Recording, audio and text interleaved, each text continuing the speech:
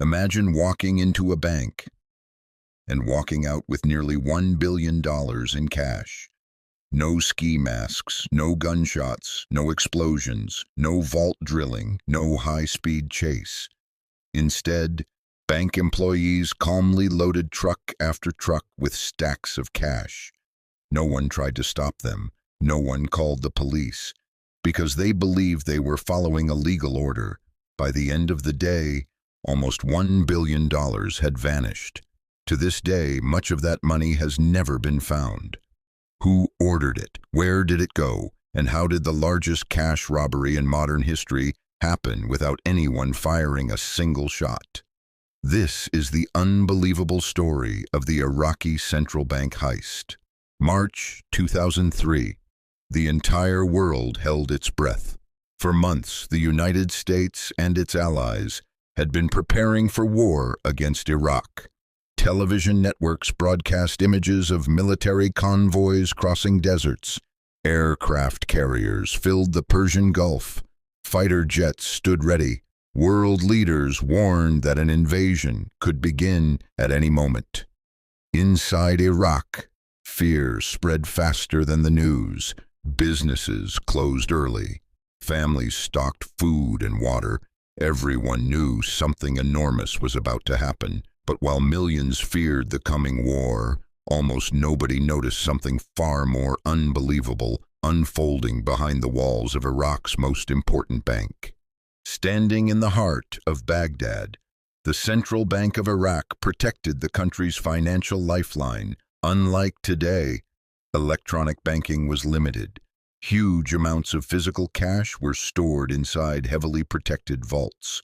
Mountains of US dollars, bundles of Iraqi dinars, fortunes stacked from floor to ceiling. Security was supposed to be impenetrable.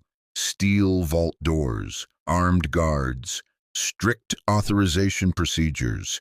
Every withdrawal required documentation. Every movement of money was carefully recorded. Nothing left those vaults without approval. Or so everyone believed. Then, everything changed. On March 18, 2003, only hours before the U.S.-led invasion, a handwritten note arrived at the bank. According to multiple reports, it was said to have come directly from Saddam Hussein. The order was short, simple: release hundreds of millions of dollars immediately. There was no lengthy explanation, no official government meeting, no detailed paperwork, just a handwritten instruction. The bank officials stared at the note. If it was genuine, ignoring it could mean imprisonment. Or worse, if it wasn't. They were about to hand over an unimaginable fortune. Within minutes, one decision would change history forever. The officials made their choice. They obeyed. Outside, heavy trucks began arriving one after another. Employees opened the vaults. Cash was carried out in crate after crate. No resistance, no panic, no alarms, just silence. As almost $1 billion slowly disappeared into the streets of Baghdad. But what happened next would make this story even more unbelievable, because less than 24 hours later, the first bombs began to fall. As dawn broke over Baghdad, the handwritten note had already sealed the fate of nearly $1 billion. Inside the central bank, employees stood frozen. They weren't staring at armed robbers. They weren't facing terrorists. They were facing a decision that could cost them their lives. Disobey the order, or carry out what would become one of the largest cash withdrawals in history. Most of them believed they had no choice. And within minutes, the vault doors slowly began to open. Deep beneath the bank, behind layers of reinforced concrete and steel, lay Iraq's financial lifeline. Inside were towering stacks of US dollars, bundles of Iraqi dinars, cash carefully counted, wrapped, and stored for emergencies. The vault had been built to keep criminals out, but no vault can stop someone who already has the authority to open it. Employees followed standard procedures. Every lock was opened. Every security checkpoint was passed. Everything looked routine, except for one terrifying detail. Almost everything inside the vault was about to leave. Outside the bank, large trucks began arriving one after another. There were no flashing police lights, no sirens, no crowds gathering outside. The streets remained strangely calm. Bank employees formed teams. Wooden crates were filled with cash. Heavy boxes were carried through the corridors. Each one required several people to lift. Hour after hour, the trucks filled with unimaginable wealth. Millions, then hundreds of millions, until the total approached nearly $1 billion. It was happening in broad daylight, yet no one stopped it, because everyone believed the order had come from the highest authority in Iraq. As the final crates were loaded, the convoy prepared to leave. Drivers climbed into their seats. Engines roared to life, one by one. The trucks rolled away from the central bank. No police chase followed. No roadblocks appeared. No helicopters tracked their movements. Within hours, the money had disappeared into Baghdad. It was one of the largest movements of cash ever witnessed, and almost nobody outside the bank knew it had happened. But history was moving even faster, because while the trucks disappeared into the city, military aircraft were already approaching Iraqi airspace. Less than 24 hours later, the invasion of Iraq began. Explosions shook Baghdad. Government buildings became military targets. Smoke covered the skyline. Panic spread through the streets. The country descended into chaos. In the confusion, no one was thinking about the missing money. Survival became the only priority. And for the people who had taken nearly $1 billion, the war had become the perfect cover. By the time investigators finally turned their attention to the bank, the trail had already begun to disappear. Baghdad had become a city at war. Missiles lit up the night sky. Government buildings burned. Thousands of frightened civilians fled through the streets, carrying whatever they could. The sound of explosions echoed across the capital in the middle of the chaos. Almost no one remembered the trucks that had quietly left the central bank just one day earlier.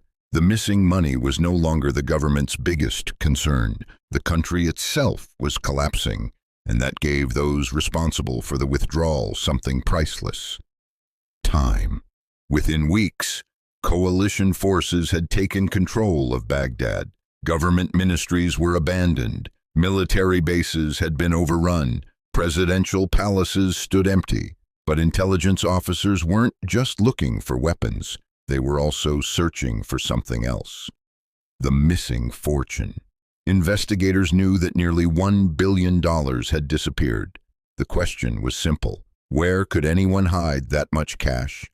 They searched government buildings, private residences, underground bunkers, secret storage facilities. Every lead pointed toward one man: Saddam Hussein. Then, the discoveries began. Inside some of Saddam Hussein's palaces and properties, American forces found enormous amounts of cash. Stacks of US $100 bills, boxes filled with currency, suitcases packed with money. Some rooms looked less like offices and more like giant vaults. Millions of dollars were recovered. It was an astonishing discovery. But investigators quickly realized something troubling. Even after counting everything they had found, it represented only a fraction of the money withdrawn from the central bank. Hundreds of millions of dollars were still missing. As investigators dug deeper, the mystery only grew. Some believed trusted officials had divided the money among themselves before Baghdad fell. Others suspected that part of the cash had been secretly transported out of Iraq before coalition forces arrived.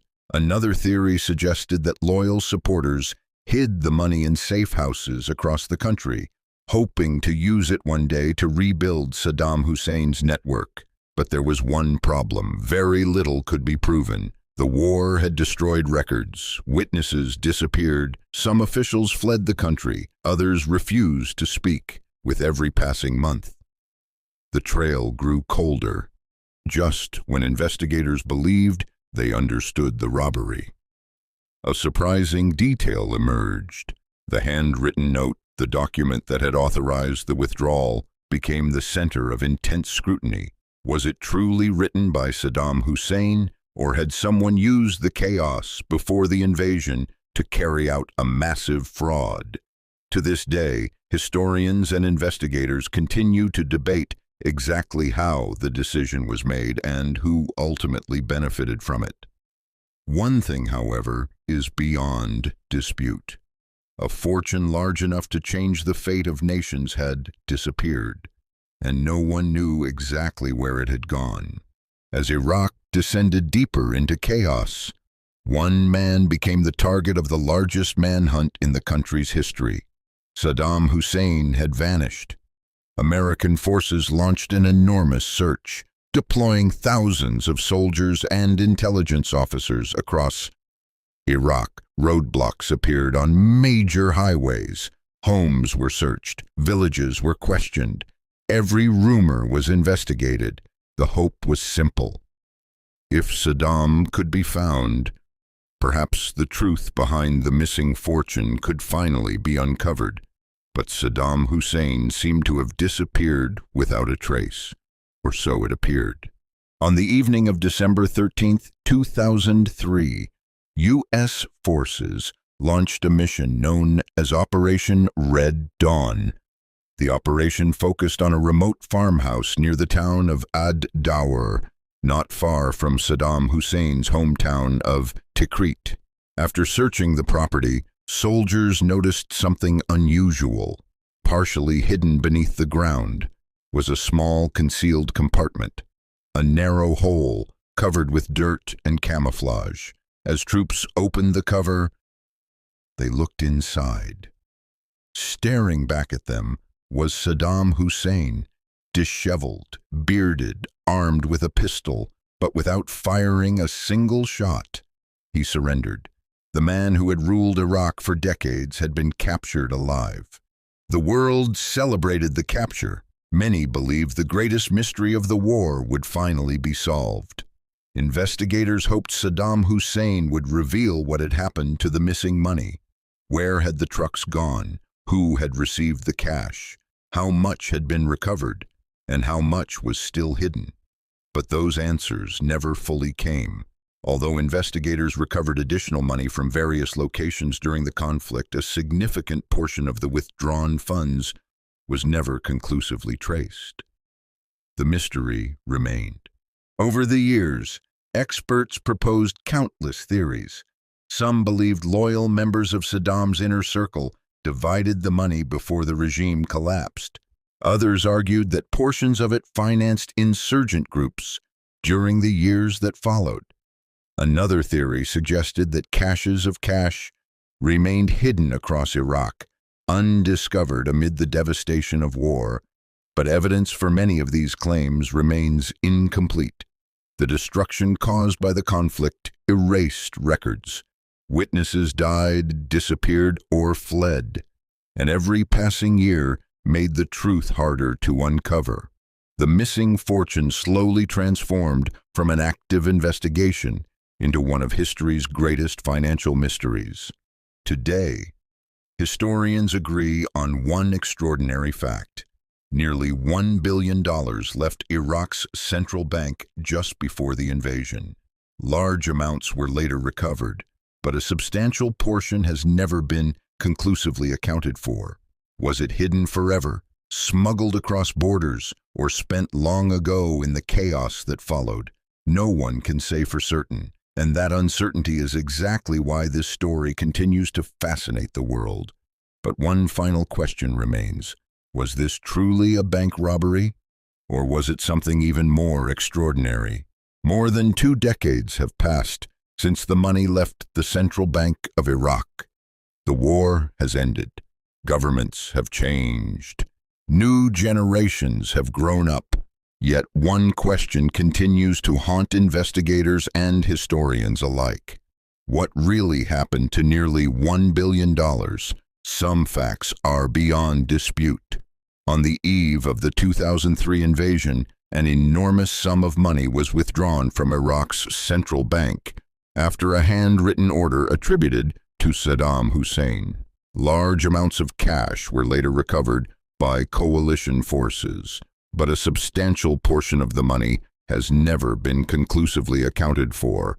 Everything beyond those facts enters the realm of theories, speculation, and unanswered questions, and that is what keeps this story alive. Over the years, three major theories have emerged. The first: the money was secretly distributed among Saddam Hussein's most trusted officials before Baghdad fell. If true, the fortune would have been scattered across dozens of people, making it almost impossible to recover. The second theory: some of the money was moved beyond Iraq's borders before coalition forces arrived. If that happened, it may have disappeared forever into hidden accounts, private collections, or secret caches. The third theory, perhaps the most intriguing of all: some believe part of the money still lies hidden somewhere inside Iraq, buried, sealed inside forgotten buildings, or locked away in places no one has searched. Despite years of investigation, no evidence has conclusively proven any of these theories. Most bank robberies are remembered because of the criminals. This one is remembered because of its scale. Nearly $1 billion. Enough money to fill trucks, enough to finance governments, enough to change lives forever. Yet there was no dramatic gunfight, no masked gang breaking into a vault, no daring escape through city streets. Instead, history witnessed something far stranger: a handwritten order, a line of trucks, a country on the brink of war, and a fortune that vanished into chaos. It remains one of the largest cash withdrawals and one of the greatest financial mysteries in modern history. Imagine if you were standing inside the central bank that morning. Would you have questioned the order, or would you have obeyed it? Could anyone have stopped what happened, or had history already set the events in motion? These are questions without easy answers. But perhaps the greatest lesson from this story isn't about money. It's about power. When absolute authority goes unquestioned, even the impossible can happen in plain sight. Some mysteries are eventually solved. The missing painting is found. The escaped prisoner is captured. The stolen jewels are recovered. But every so often, a case remains unfinished. A mystery survives the people who lived it. The Iraqi central bank withdrawal is one of those rare stories. A handwritten note, a convoy of trucks, nearly $1 billion, and a trail that disappears into the fog of war. Perhaps one day, someone will uncover the missing records. Perhaps a forgotten witness will finally speak. Or perhaps the truth vanished forever along with the money. Until then, this remains one of the most astonishing financial mysteries the world has ever known. If you enjoyed this documentary and want more incredible true crime stories, impossible heists, and unsolved mysteries from around the world, subscribe to Nova Uncovered, because sometimes the greatest crimes in history don't happen in the darkness. They happen in broad daylight, right in front of the world.